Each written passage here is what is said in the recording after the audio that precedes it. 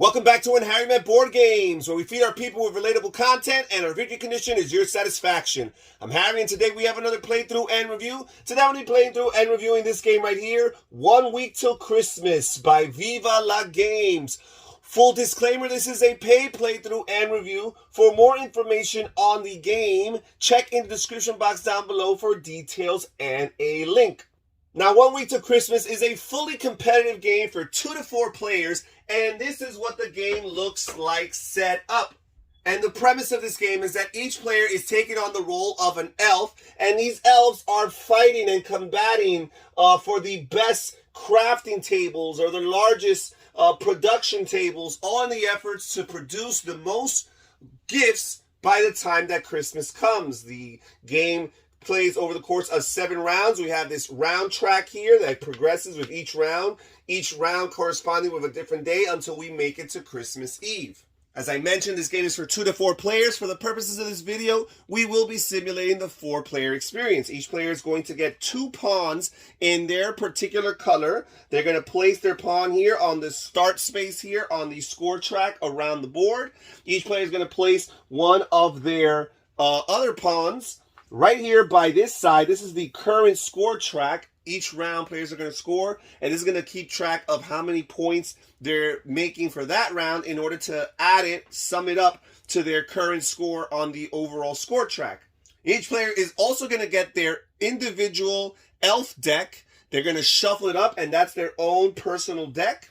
We also have this larger gift deck that we're going to shuffle, and players are going to randomly determine a starting player for the purpose of this video. This player here on the far left will be the starting player, and we'll give them the start player token. Now, at the beginning of the game, players are going to draw out their starting hand. They're going to draw 2 cards from their own individual elf deck and 1 additional card from the gift deck. And those 3 cards will comprise their starting hand.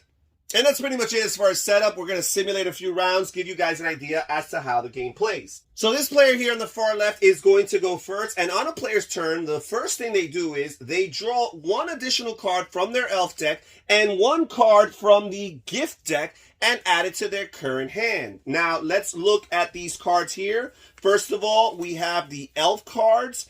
And the elf cards are basically your characters that you're going to be using to compete for these different spaces on the tables in order to produce gifts. And if you look at the card here on the lower right hand corner, you have a number. That's the strength of the elf. So when the elf is competing or combating against other elves around the table, this is the number that you're going to keep in mind for their strength. And we have this strength 1 elf, I have a strength 4 elf, and I have a strength 3 elf. Also, the gift cards have lots of different functions. First of all, we have these weapon cards indicated by this icon here, this sword icon. And here we have a little slingshot depicted here. And the strength of this weapon is a 1. So this can actually be added to an elf in order to increase that elf's strength. We also have this card here, which is the magic snow indicated by this icon here. And the magic snow can be attached to any elf. You would attach it to one of your own because that elf who is has this card attached to it is going to produce 1 extra gift each turn. And remember, gifts are basically your victory points in this game. This is how you're going to win. So the more gifts your elf can produce, the better it is for you, the player.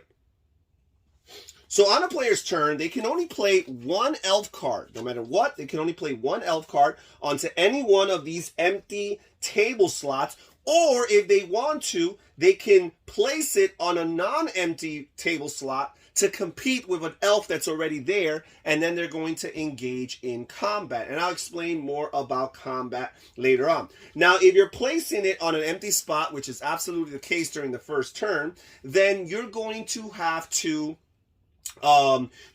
place it face down so that the value of the strength of that elf is a secret and no player knows. So I think I'm going to play my level 4 elf right here on this single slot table, because these tables here each have 2 slots for elves. This here has 3 slots for elves, so there's more space here. I'm going to just place it on this single slot table. And then a player on their turn can place as many of these additional gift cards as they see fit. Now, when playing a weapon card in particular, you have to play the weapon card on the very same turn that the elf entered play.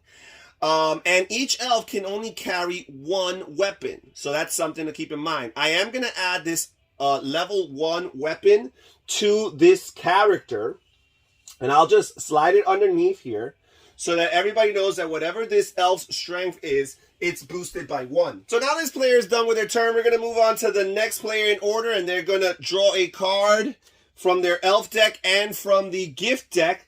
And they're actually going to, they got these elves of 2 and 3 value. They're going to place their elf here on the highly coveted 3 table. Because if you only have one elf on a table, you're only going to create 1 gift. That's the base value. Any other modifiers might be added. But if you have 2 elves on the table, you're going to produce 3 gifts. And if you have 3 elves on the table, you're going to produce 5 gifts. So the more elves you have on the table, the more efficient those elves will be. So these tables with more spaces are going to be more coveted, in particular this one here with 3. So I'm going to place this elf over here. And I do not have any weapons, but I do have this snow card, which means that this elf here is going to produce 1 additional gift at the end of each round. This player also has this thief card indicated by this icon here on the lower left. And when a player plays a thief card, they simply discard that card, and they could take any one weapon from the table and add it to their hand. And they will add this weapon here to their hand. They stole it from this player here, so that player is weaker. And now this player here has an additional weapon added to their hand. And now they're done with their turn. We're going to move on to the next player here. They're going to draw 1 elf card and 1 gift card to add to their hand. And they are a little bit weak with their elves, so they might not want to go to this highly coveted area. They might want to go somewhere else where people might not mess with them. They'll play this elf here with a strength of 2. And again, when you place it on an empty table spot, it goes face down. And they're going to add this weapon card, looks like some armor and a helmet, that adds 1 to their strength. And again, when you're placing down weapon cards, you've got to place them at the same time as you place the elf. You cannot add these weapon cards to an elf that was played in a previous round. Now, this player here also has this record card here, indicated by this icon here. And when a player plays a record card, which he can, because you can play as many gift cards as you want on your turn, when a player plays a record card, they can remove any elf from the table along with any cards that were attached to that elf. So he's going to remove these cards from the table, and these cards are going to be gone. So now this player here, no longer, the second player, no longer has an elf present in their in this table. So that really, really hurts. Okay, so this player is done with their turn. We're going to move back to this player over here. Again, they're going to draw 1 card from their elf deck,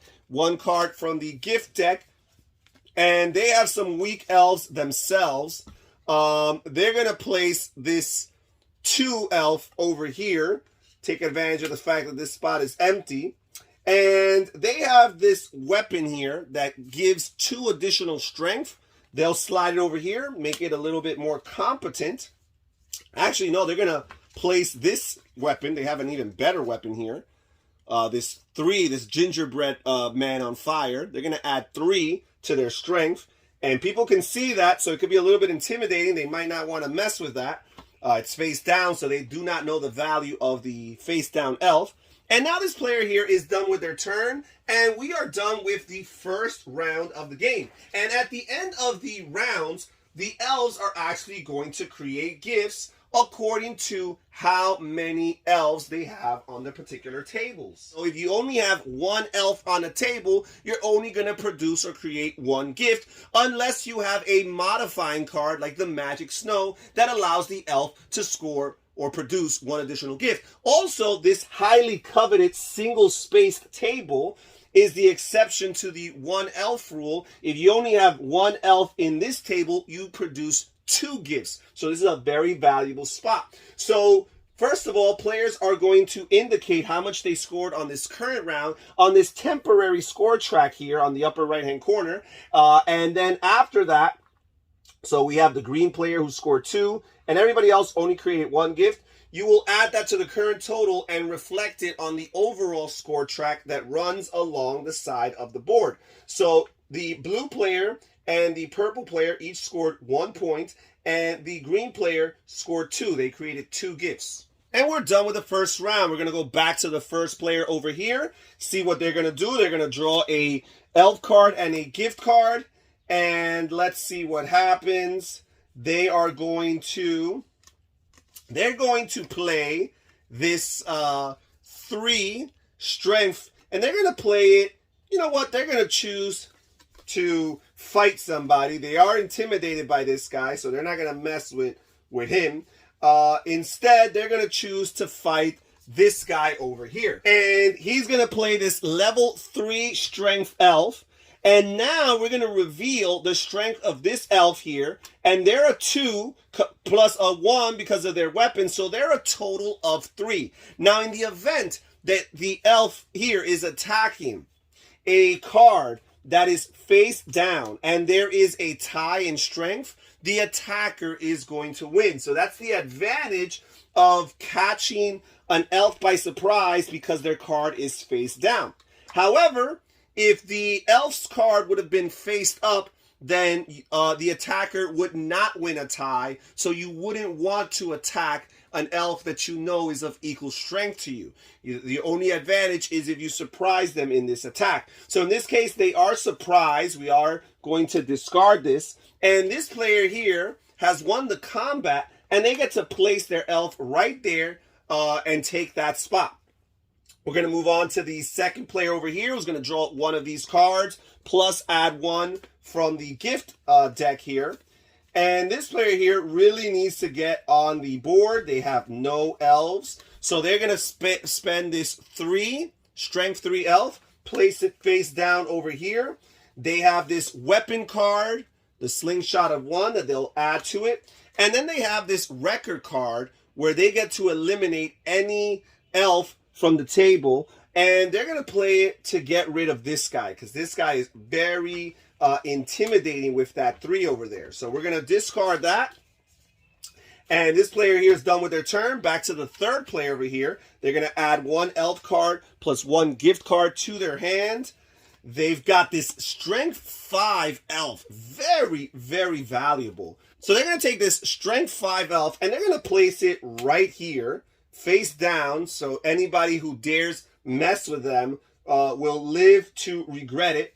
And they are done with their turn. No, they're going to place this home record card here, and they are going to get rid of this guy over here. So that's 1 less gift that the green player will produce because they kind of had the advantage right there. This player here is done. We're going to move on to the player here on the far right. They're going to draw 1 elf card and 1 gift card.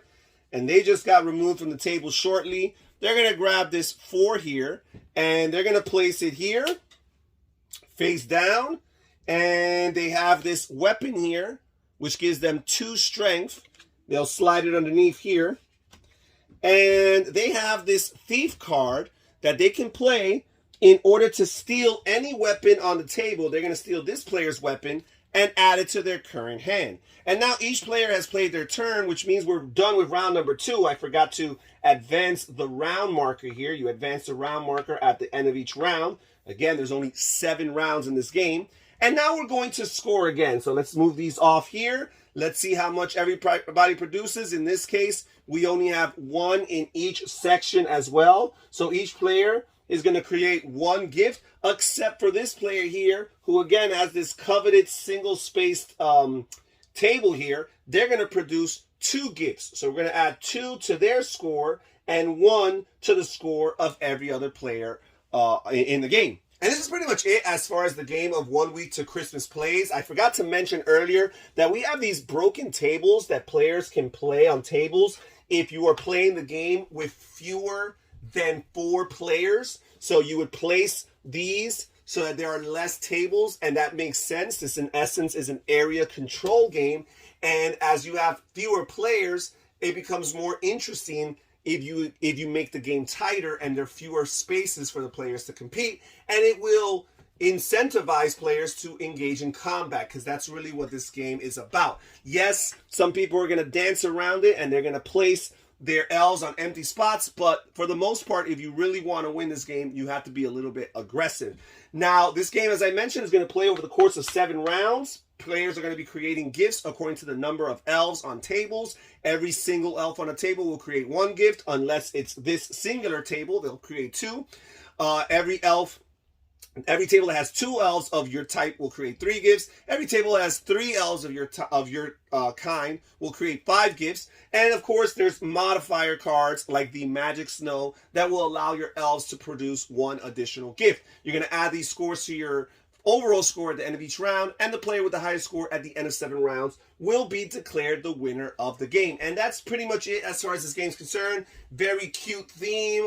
If you're looking for a Christmas themed game, this is something to consider. Very simple as far as the rules, but there are some elements of strategy as you're managing your cards and thinking about where you want to put your elves, and adding these little weapon cards that modify their scores. The element of surprise when you place down a face down card. If your opponents do not know if that's a very powerful elf, or perhaps it might be a bluff, it might be a very weak elf, but they do not know until they take the risk of engaging you in combat. And there is lots of risk taking, push your luck, and obviously lots of take that in this game, in particular with the thief cards that allow you to steal weapons, and the record cards that actually allow you to eliminate elves from the table altogether. Something to consider. And that's pretty much it as far as my review of 1 Week to Christmas. Again, if you're interested in a cute, Christmas-friendly themed game, this is something you have to look into. Check in the description box down below again for more information, details, and a link. This is Harry saying take care, everybody. Stay safe, stay healthy, and have fun gaming. Bye-bye.